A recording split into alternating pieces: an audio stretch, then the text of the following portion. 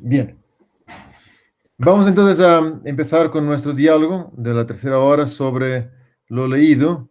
Lo importante es que entréis un poco en el objetivo o lo que se propone con este libro y después, digamos, la particularidad de esta parte de la materia es que el trabajo lo vais a hacer después personalmente, porque aquí introducimos solo la obra, nada más.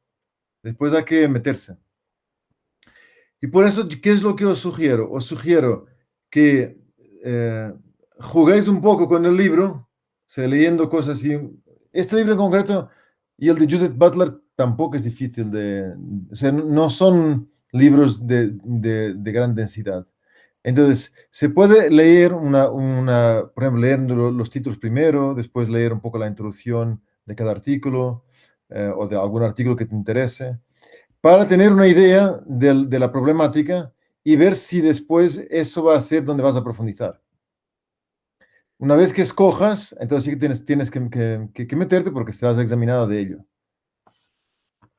Y es una forma, es una excusa para que uno se meta en una perspectiva epistemológica y sepa describirla y ponerla en diálogo con otros y después evaluar su pertinencia para la actualidad. ¿Okay? Siempre esos tres puntos. Saber explicar lo que dice, compararlo con otros y su pertinencia para la actualidad.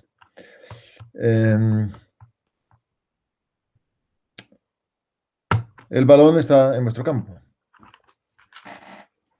Para seguir con la imagen futbolística.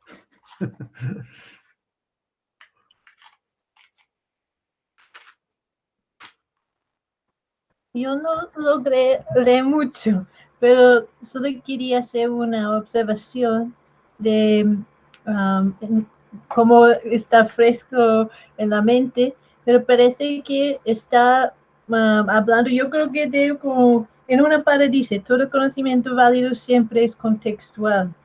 Por eso, no sé, es como subjetivismo, me parece, o relativismo, pero este contexto de la cultura no estoy de acuerdo, pero en general el subjetivismo, el relativismo, no sé, no tiene esta universalidad ya. Pero no sé, es solo una observación. No, es una buena observación porque empieza, en España, aquí hay una expresión, cuando uno empieza una tarea de una manera muy fuerte y muy arriesgada y muy impetuosa, se dice, empezó pisando fuerte, sí, sí, pisando fuerte, ¿no? Entonces, el autor este empezó pisando fuerte porque ya da por supuesto que las teorías de conocimiento están radicalmente condicionadas con el contexto. Sin embargo, él más adelante dice que esto no implica un subjetivismo ni un relativismo. O sea, él más adelante dice eso, como que se da cuenta de que alguien podrá tener esa pregunta y se responde a sí mismo, ¿no? Y dice, esto no implica un subjetivismo y un relativismo. Eso significa que está, bueno, significa que habrá que ver cómo resuelve ese problema. Porque así, a partida, da la impresión de que está abogando por justamente una teoría de la verdad desde la coherencia. Que es, lo importante es que algo sea verdad en un contexto. O sea, no es importante que haya una verdad universal. De hecho, el autor, aunque es europeo, está en contra de la pretensión universal del cristianismo. O sea, está en contra de que eso se imponga a los demás. Si los cristianos quieren pensar así, pues son libres de hacerlo.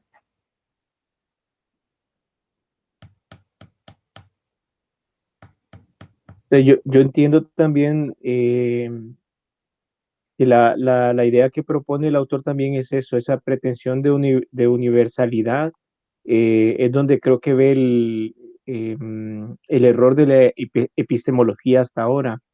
Ujú. Eh, yo creo que es natural querer buscar criterios comunes que se va dando, ¿no? Nosotros en el tema de la globalización, pero va marcando cosas.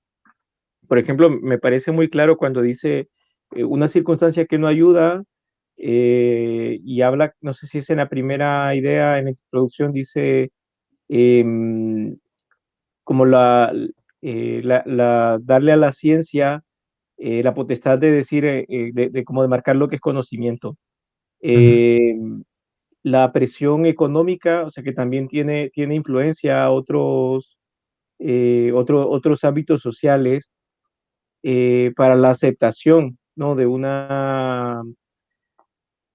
Ay, se me fue la idea, como como una forma de entender la realidad y de reflexionar. Yo creo que la autora va denunciando dos cosas, o sea, denuncia primero el dar por hecho que lo que está ya es universal. Entonces, que hay que abrirlo a algo más, o sea, es lo que entiendo. Y luego que han ujú. sido circunstancias que se han ido dando. O sea, no, yo también ahí veo.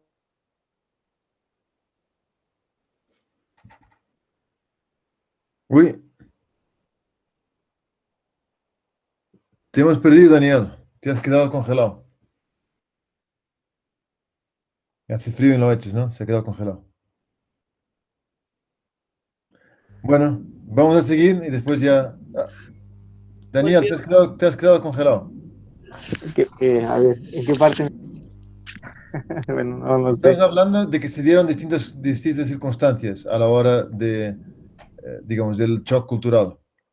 Sí, sí, sí. Entonces habla que bueno, me llama la atención que dice que incluso una influencia económica, una influencia política, eh, o sea, que de alguna forma como que obliga. Y yo creo que eso, o sea, naturalmente se va dando. Eh, lo que me llama la atención, como dar por sentado que ya lo que está ya es universal.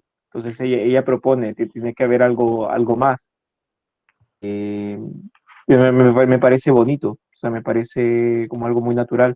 Sí, tienes razón, o sea, en lo que se lee de lo que va escribiendo en el libro, sí se ve que empieza pisando fuerte, o sea, que se ve que propone cosas así muy, que uno dice, oye, esto parece que va a hacerle la guerra a Europa o algo así, Sí, sí, sí. es Sí. verdad.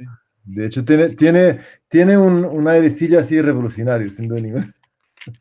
Intelectualmente hablando.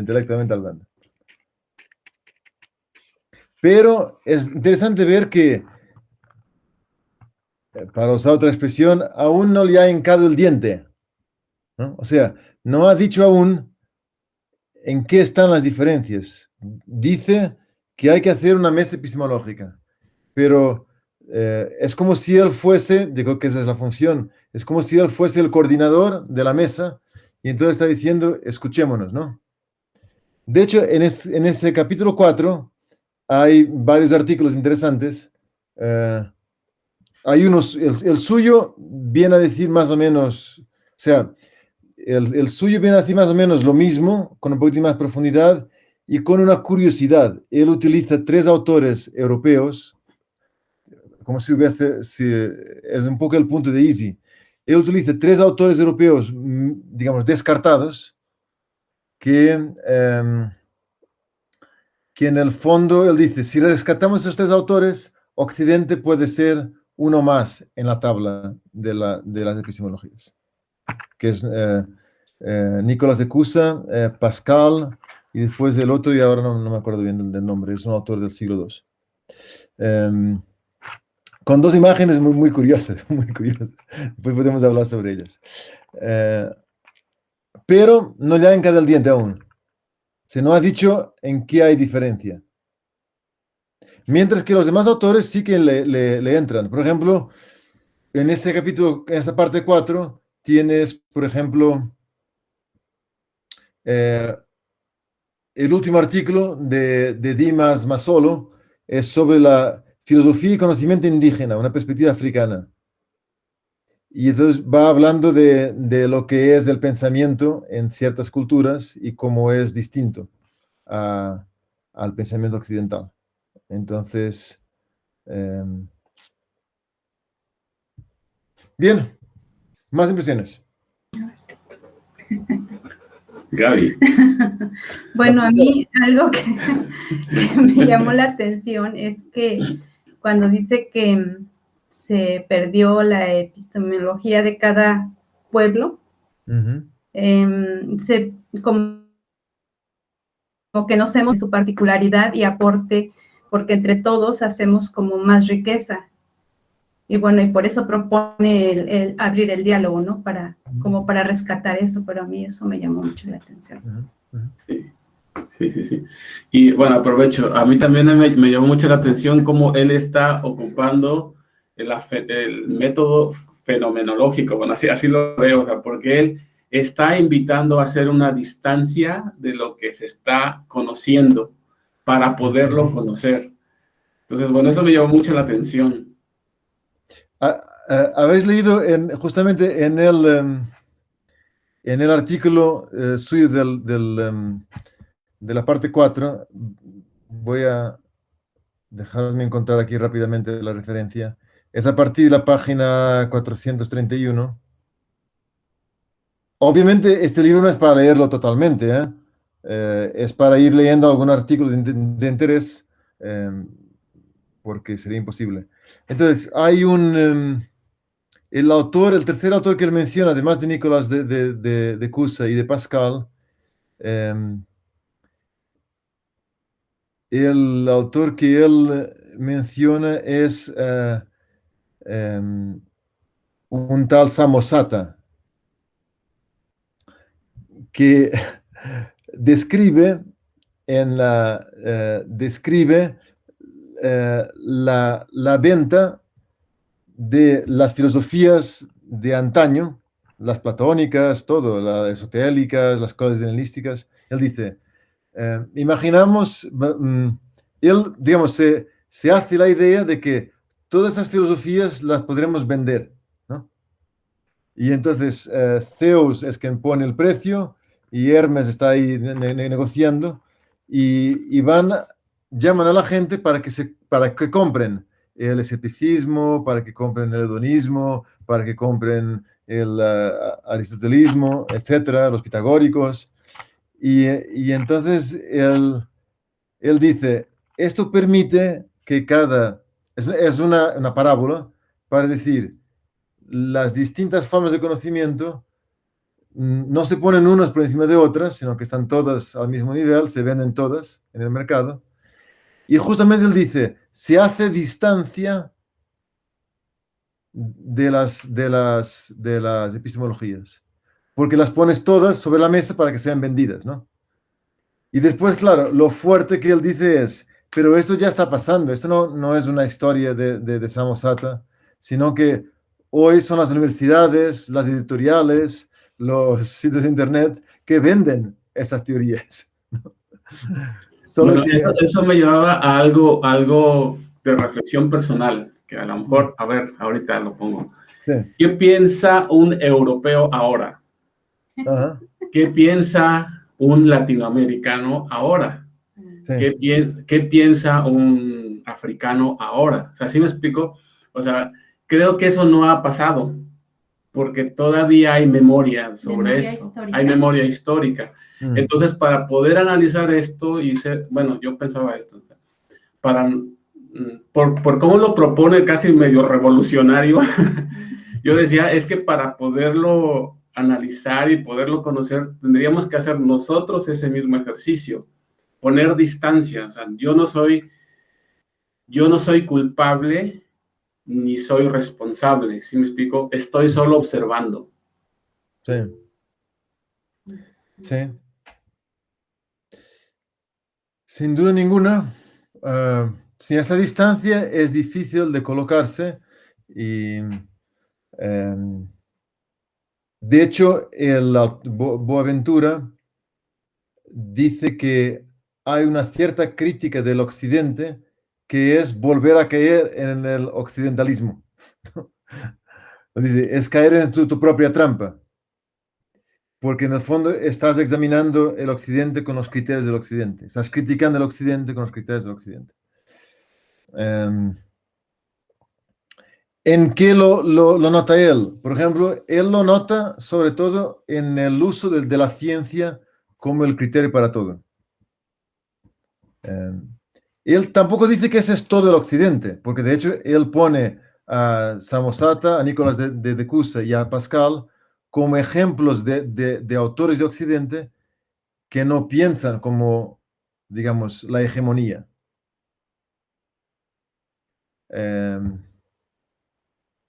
Entonces eso es interesante. Pero lo que ha prevalecido, sin duda ninguna, es un modelo social desde el mérito, por ejemplo, el modelo de la ciencia como forma de conocimiento por excelencia, y él eso sí que lo atribuye al Occidente. Digamos, esas serían las formas más salientes del Occidente, o sea, de la epistemología occidental que él critica. Ahora, en ese sentido ahí ya dice algo específico, ¿eh? O sea, al hablar de una... Al hablar de una epistemología que está centrada o que está relacionada con el mérito y también que está centrada también en el conocimiento científico, ya está diciendo algo sobre la epistemología occidental. Ahora, eso no es toda la epistemología occidental. Adriana, que aún no había intervenido hasta ahora. Pues como varias impresiones. Una también cuando al principio iba aclarando sobre las epistemologías del sur, y pues sí, por la posición geográfica, entonces sí, saca a Nueva Zelanda y Australia, Estados Unidos no está en el sur, pero a mí se me venía inmediatamente también pues el sur de Asia, y por justo lo que hablamos de la predominación o la occidentalización. Entonces, obvio, pues Asia, no sé, en mi visión es más complejo y es mucho más diverso. Entonces, propiamente no son unas epistemologías del sur si solo nos centramos en África y en América Latina. Igual, bueno, también en una parte que decía que las epistemologías del sur pues no son total, porque dentro de ese sur también hay pues colonias europeas o élites que van predominando. Entonces, más bien en Argentina y en Chile podemos ver una parte más europea de nuestra zona latina. Entonces, como ahí en África no me ubico muy bien, lo siento. Otra cosa también es como esto que él llama el nuevo término de la ecología de los saberes. Suena como un poco amable la propuesta, todos sentarnos a una mesa de diálogo, pero en lo que va diciendo también Daniel y así, y el Pidio, tal vez, o a mí me causa también impresión lo del epistemicidio, porque a veces suena agresivo, o lo que habíamos dicho antes de la lectura, como a veces nuestra idea de colonización sí vinieron o una idea generalizada, vinieron a arrancarnos nuestra cultura, ¿cierto? Hay como una leyenda frente a ese proceso de colonización.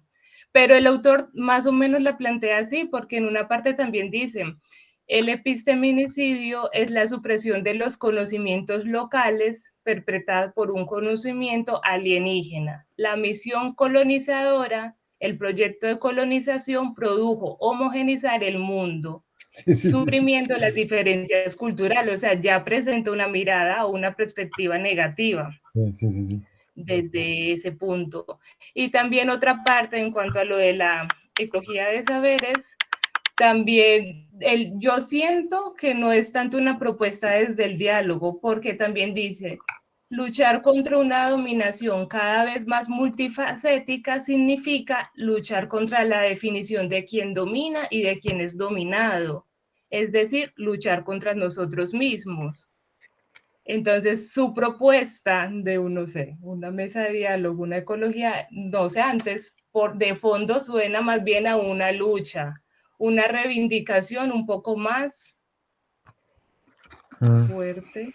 Sí, porque eso hace parte de la propuesta. O sea, en el fondo él va a decir, no es posible dialogar sin devolver lo robado. Esa es la imagen que utiliza, ¿no? Entonces, como ha habido un robo, para empezar a dialogar tienes que primero devolver lo robado. Y sé que sí que tiene esa perspectiva así un poquitín más antagónica, y que, o sea, yo la entiendo desde una condición para el diálogo, o sea, para no venir con prepotencia. Ahora, hay que ver cuáles son las implicaciones epistemológicas, porque esto después es la pregunta que tenemos que hacernos siempre, ¿eh? Yo os puedo mencionar una, después digamos, dentro de un poquito, que es muy interesante de cara a América Latina, sobre todo. África, pues no estoy tan seguro, pero de cara a América Latina, sí, sin duda. Easy.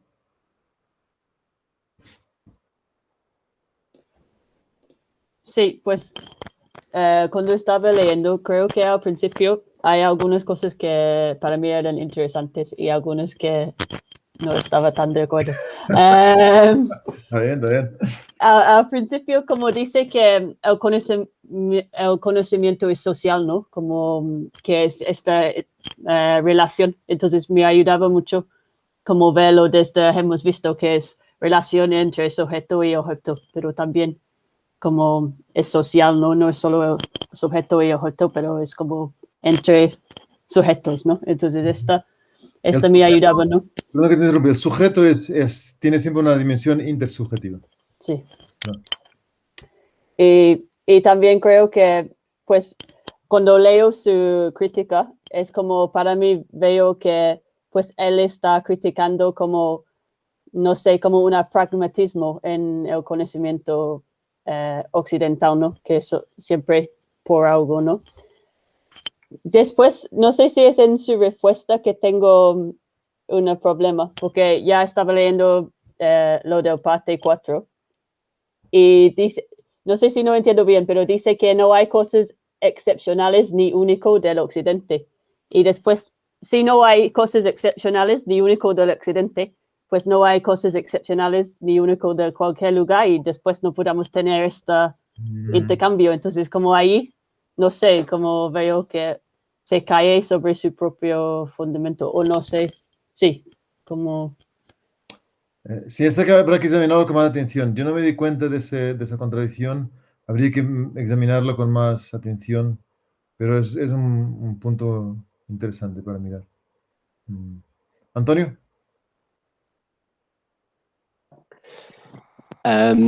Me pareció interesante lo que Teresa empezaba por decir del relativismo y subjetivismo, porque yo solo he empezado el primer artículo, ni siquiera lo he terminado, pero veía que en este discurso que él monta, parte mucho de este presupuesto de que todas las teorías epistemológicas engendradas en la cultura occidental tienen muy marcado eso.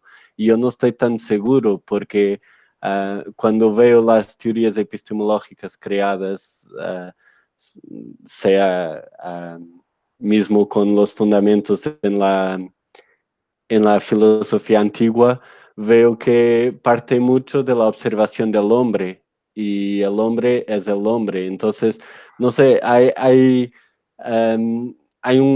una suposición por bajo de lo que él dice que no sé si estoy muy de acuerdo.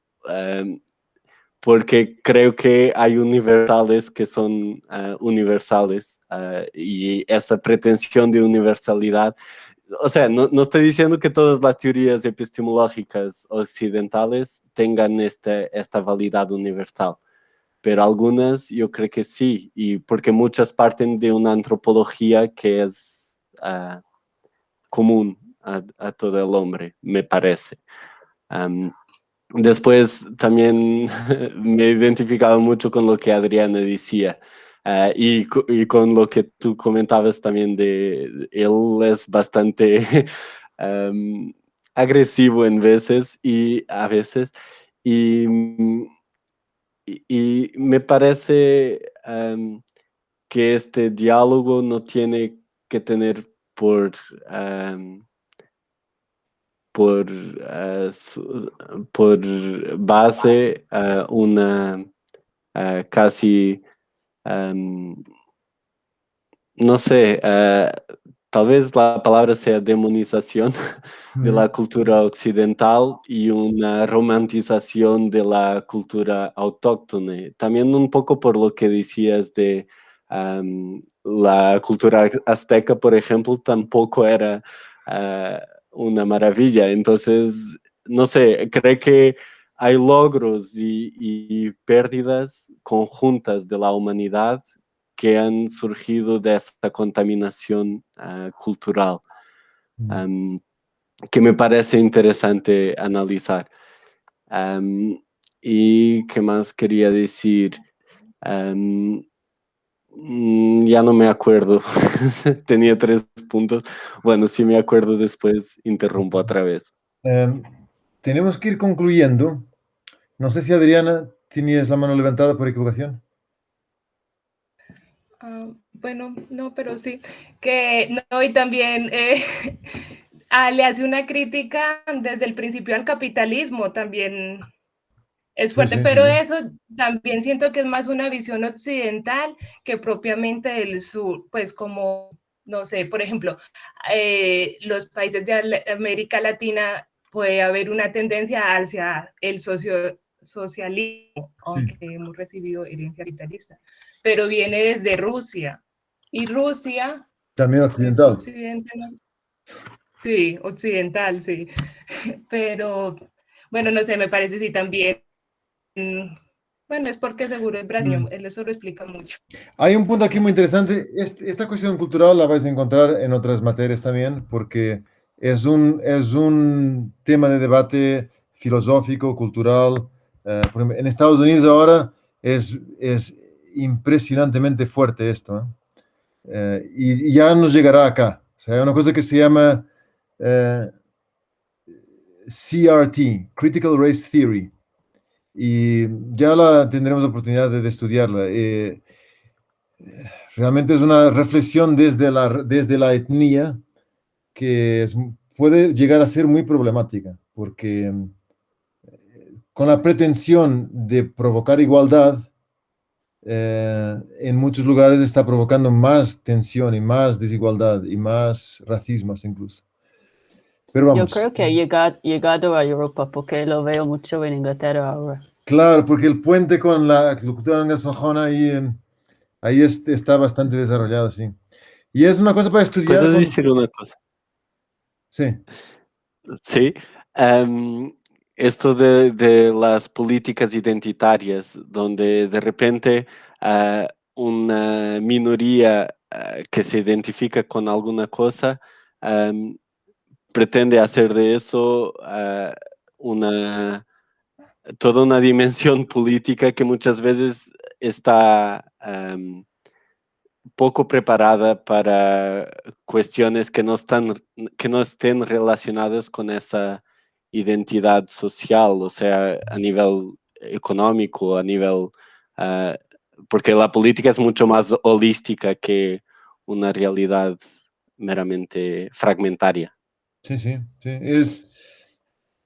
Es muy problemático. Los problemas de la crítica, digamos, de critical race theory es problemática. Sería la crítica, la teoría de la crítica racial, sería. La teoría de la crítica racial. Pero sin entrar en eso, decir 2 cositas. Este tema lo vamos a encontrar en varios elementos. Yo, por ejemplo, cuando doy metafísica, lo abordo también porque hay metafísicas que también surgen a partir de las distintas culturas. Pero personalmente lo abordo siempre como aportación a una visión universal del hombre que las distintas culturas van enriqueciendo, no contraponiendo. Entonces, en ese sentido, la mesa epistemológica a mí me parece interesante desde mi punto de vista, y un punto de vista, digamos, de una filosofía cristiana bastante, digamos, central. Es importante sentarnos a la mesa de la epistemología justamente para enriquecer esa visión central del hombre, esa visión central del conocimiento. Eso sería mi primer aspecto. Por ejemplo, en general, el mundo africano y latinoamericano tiene una sensibilidad a la intersubjetividad que el mundo occidental no tiene tanto. También tiene, pero no tiene tanto. La intersubjetividad, la realidad social del hombre. El hombre como siendo... Yo soy siempre, por ejemplo, para un africano esto es mucho más claro. Creo que creo que me vas a confirmar, Steve y Medard. Para un africano es mucho más claro que yo soy miembro de una familia. Yo soy parte de una familia a la que debo mucho y a la que doy mucho también. Los lazos familiares son mucho más fuertes, tanto en América Latina como en África. Y eso tiene, o sea, tiene obviamente pero es que el hombre es así. Ese es un aspecto que está más desarrollado en ese campo. También, sobre todo en América Latina, hay una sensibilidad a la justicia social que no hay en otros lugares. Y el Boaventura de Sousa dice que a lo mejor hay que pensar, es un tema realmente puramente epistemológico, hay que pensar la adecuación no solo con la cosa, sino con lo que la cosa puede ser también. O sea, es una visión teleológica, no porque yo vengo de una tradición, yo sé lo que es la cosa, sino que mi relación con la cosa es adecuada, no solo porque me relaciono hoy con la cosa, sino que utilizo la realidad para mejorar, para crecer y sobre todo para crecer con un beneficio social, digamos así. Entonces, eso, a mi modo de ver, no contrapone nada de lo que hemos dicho, enriquece la visión de digamos, la visión clásica de intelecto, anticocente, teórica. Y así podemos ver, o sea, la visión africana también, por ejemplo, a mi modo de ver es muy platónica en cuanto a que es, la latinoamericana también, pero no tanto como la africana, en general, el conocimiento de la mentalidad africana es muy espiritual. O sea, la cultura africana es espiritual. Pero es que el hombre es religioso y es espiritual. Entonces, digamos que África en este momento nos lo recuerda especialmente. Después eso no quiere decir que todo lo que consideran espiritual vale, ¿no? Pero eso que, por ejemplo, un típico rito africano, yo digo porque he tenido compañeros o hemos compartido juntos. Estamos a la mesa, en un lugar, digamos, al abierto, y vamos a hacer un brindis. Y el primer brindis es para la tierra, porque es para los ancestros, para los que han pasado antes de nosotros y están vivos. Entonces, esa es una concepción, o sea, es una forma de... O sea, la adecuación del intelecto y la cosa no es solo lo que puede experimentar materialmente. Hay una apertura al lado trascendente, pero eso es parte del hombre. Eso no es que el hombre es africano, es religioso y los demás somos todos ateos, ¿sabes? Eso. Entonces yo diría, esta reflexión, por ejemplo, que hace Boaventura desde la adecuación, el aspecto teleológico es muy interesante y también el aspecto interrelacional del sujeto. O sea, el sujeto en Occidente se tiende a pensar más al individuo aislado, ¿no? Y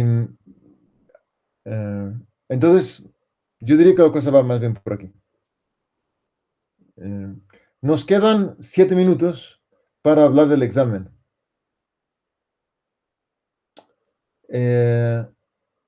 ¿Tenéis alguna idea de lo que va a pasar en el futuro?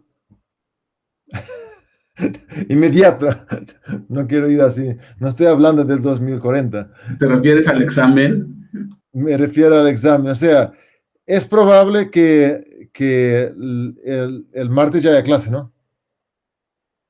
Es lo más normal, ¿verdad? Creo que sí, pero depende, ¿no?, de los resultados, no sé. Okay. Entonces, yo diría que si los resultados, si todo va A ver. ¿Tenéis idea de cuándo se sabrán algo de los resultados? De los que han hecho PCR. Sí, sí, sí, hoy en la tarde. Se supone que entre las 5 y las 9. Ok. Entonces, vamos a poner el examen para la próxima semana. ¿Ok? A no ser que pasara algo raro. Tipo que alguien da positivo, alguien más da positivo, o alguien empieza con síntomas bastante evidentes que el coronavirus. Entonces ahí sí que hemos liado la cosa. Ujú. Em, Iba a decir, vamos a ver qué sale. Si me sale positivo y sigo sin síntomas, yo creo que aunque tenga que hacer el examen en casa, puedo hacerlo porque yo ahora estoy con todas las capacidades para estudiar, ¿no? No, mi problema no, o sea, yo puedo hacer el examen a todos desde casa, o sea, no hay problema. Yo me fío que no vas a copiar ni nada, o sea, no, eso es ya. Pero la cuestión es si hay, si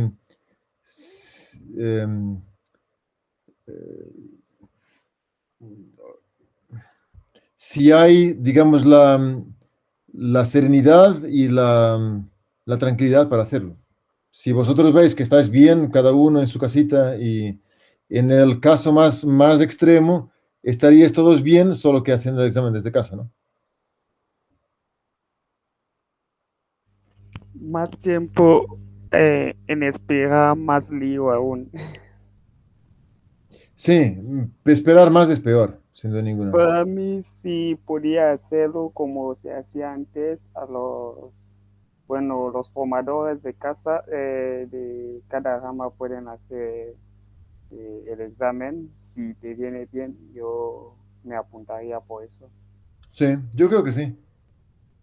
Sí, se puede hacer en un lugar común, hasta incluso si no hay restricciones de COVID, esas cosas. Si no, pues cada uno en su lugarcito, ya está. No hay problema. Sí, a mí me parece que si hacemos común, perdemos el objetivo de no estar todos juntos, ¿no? Sí, es verdad. Sin duda ninguna. Pero yo creo que No, yo creo que podemos apuntar para la próxima semana y vemos si será presencial o no, Exacto. de acuerdo con los desarrollos que esto tenga. Exacto. Y si Sí, yo alguien...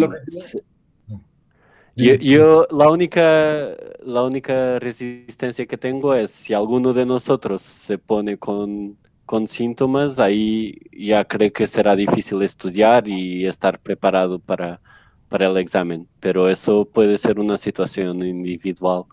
Sí, y eso puede pasar con cualquier enfermedad. Eso. Cuando yo hablaba de hacer, no era en conjunto, Ah, era como los exámenes pasados de el examen de Mercedes, que ese formador que aplica el examen. ujú.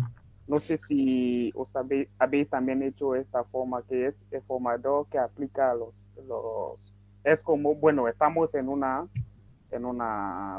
sala o comedor, buscamos un lugar y el formador es como representa en ese momento el profesor y aplica el examen. Es en ese sentido que yo decía, no que vayamos a hacerlo juntos, ¿no? Sí, yo no tengo problema de que lo hagáis en vuestras habitaciones. O sea, basta que os comprometáis a hacerlo en las mismas condiciones, sin estar mirando cosas en los libros. Ya está. Eso ya depende después de vosotros. Os examináis a vosotros mismos en la conciencia. Ya está.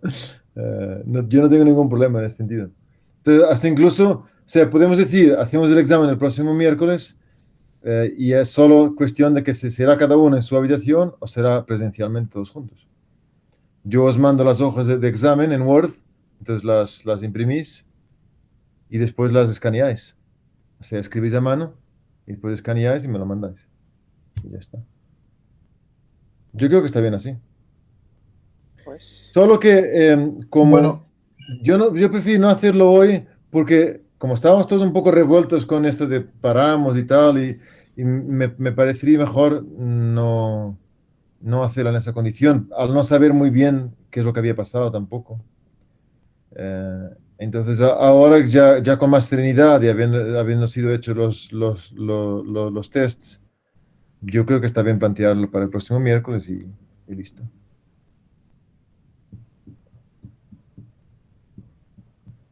¿De acuerdo? Sí, de acuerdo. Yo pensaba, a mí me gustaría hacerlo oral, si hay una posibilidad. ¿Hacerlo? Sí. Oral. No, se tiene que hacer por escrito. En las reglas de la asignatura, o sea, este estatuto del teológico, una asignatura de 3 o más créditos, el profesor puede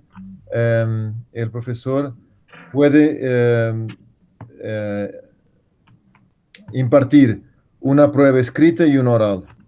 Entonces, yo opto siempre por hacer escrito y oral para que os vayáis preparando también para el examen final de teología.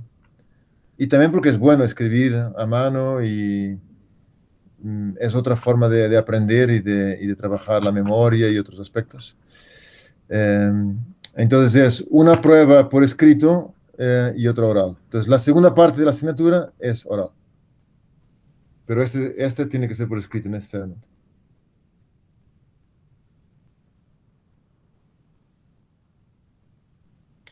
Ok, vamos a dejarlo ahí. Entonces ya sabéis que tenemos el examen la semana que viene, la semana siguiente, y después vamos a dar las otras 2 abordajes del conocimiento en las otras 2 semanas. Y nos queda una última sesión por si nos falta atar algunos cables. Y durante la época de exámenes, o ya antes, vais a decidir sobre cuál de las 3 os vais a examinar, si Lonergan, si Butler, si Boaventura. ¿Ok? Yo después puedo colocar algún instrumento para estudiar un poquitín más o sea, por ejemplo, los que decidís hacer de un autor, se puede hacer un foro sobre ese autor y que os podamos interactuar ahí también. Eso me gustaría. Sí. Sí, queda más interesante. Yo estaría en los 3 foros y vamos interactuando. Es más difícil un foro en el que no hay nota, pero yo no quiero dejar de promocionarlo. Ok, vamos a concluir entonces. Muchas gracias por vuestra participación. Creo que yo no lo he sentido pesado, por lo menos. Creo que habéis estado atentos y habéis participado bien. Y pues os lo agradezco. Gloria al Padre, y al Hijo, y al Espíritu Santo, como era en el principio, ahora y siempre, por los siglos de los siglos. Amén. Espero que estén bien y no con COVID. Gracias. Gracias. Hasta luego. Gracias. Chao. Chao.